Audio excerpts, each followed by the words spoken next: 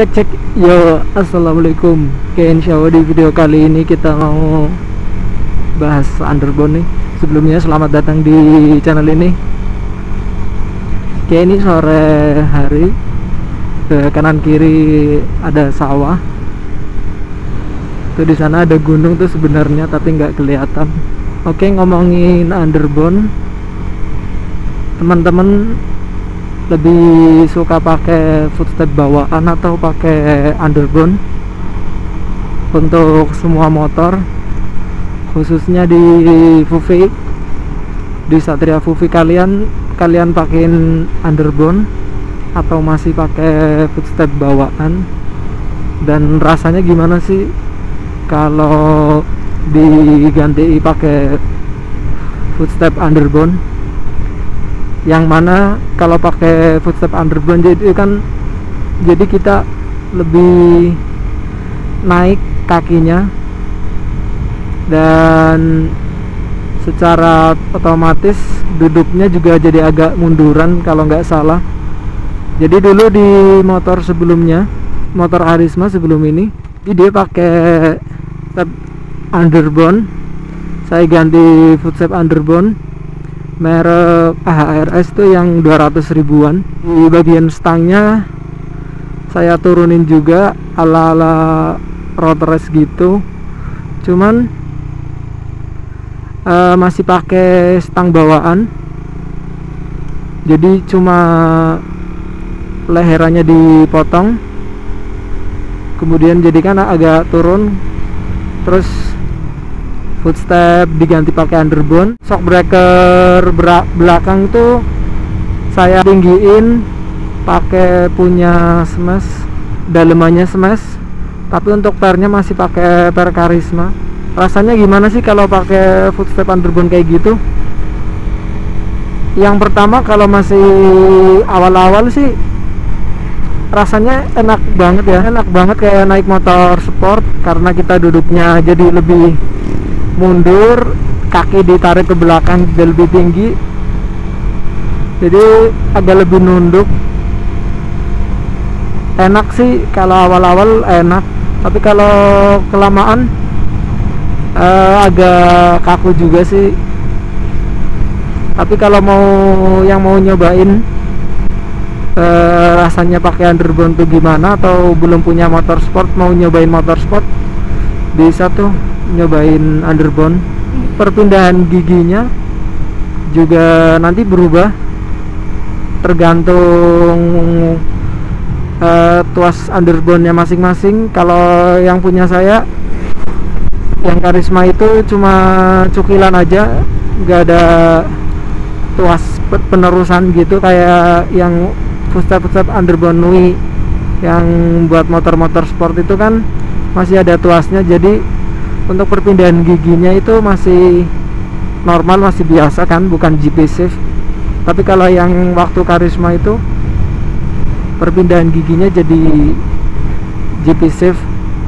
Jadi enggak, maksudnya bukan jadi GP Safe ya, tapi jadi kalau yang awalnya itu kan kalau buat nambah itu kan diinjek, tapi setelah pakai underbone itu untuk nambah gigi itu dicungkil, kemudian kalau mau nurunin diinjek, ya kayak standarnya motor sport sih. Kalau pakai underbone saya langsung aja ya, kekurangan dan kelebihannya kita campur aja. Pengereman belakang itu jadi hampir sama sekali nggak pakem, dan kasus ini juga berlaku untuk kayaknya rata-rata sih. Kalau motor-motor sport ganti underbone juga rem belakangnya agak kurang pakem, bisa agak sedikit capek kakinya.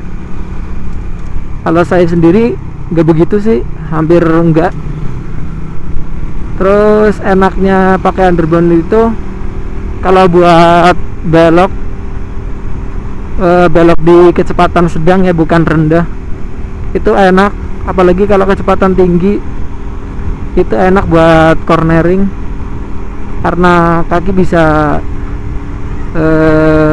naiknya itu enak, kemudian buat miringin si motornya itu lebih enak aja sih. Apalagi nih kira-kira teman-teman yang udah nyobain underbone di motornya. Ya untuk pengereman tadi sebenarnya nggak begitu masalah kalau kalian udah biasa pakai rem depan nih. Kalau udah biasa pakai rem depan, rem belakang hampir nggak dipakai sih. Saya sendiri rem belakang hampir nggak dipakai, kecuali kalau misalkan di tanjakan atau di turunan waktu mau berhenti itu biasanya pakai rem belakang tuh. Harga sekitar 150 ribuan juga udah ada tuh, tapi kalau untuk yang nui kayaknya sekitar 300 ribuan. Kalau buat Satria ini juga setahu saya 300 ribuan ada sih. Kalau saya sendiri belum pakai underbone, karena kalau pakai underbone juga kadang butuh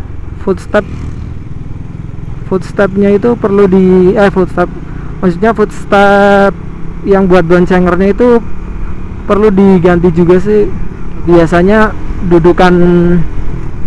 dudukannya jadi nggak kepake, atau footstep kaki yang buat boncenger itu nendang sama yang depannya.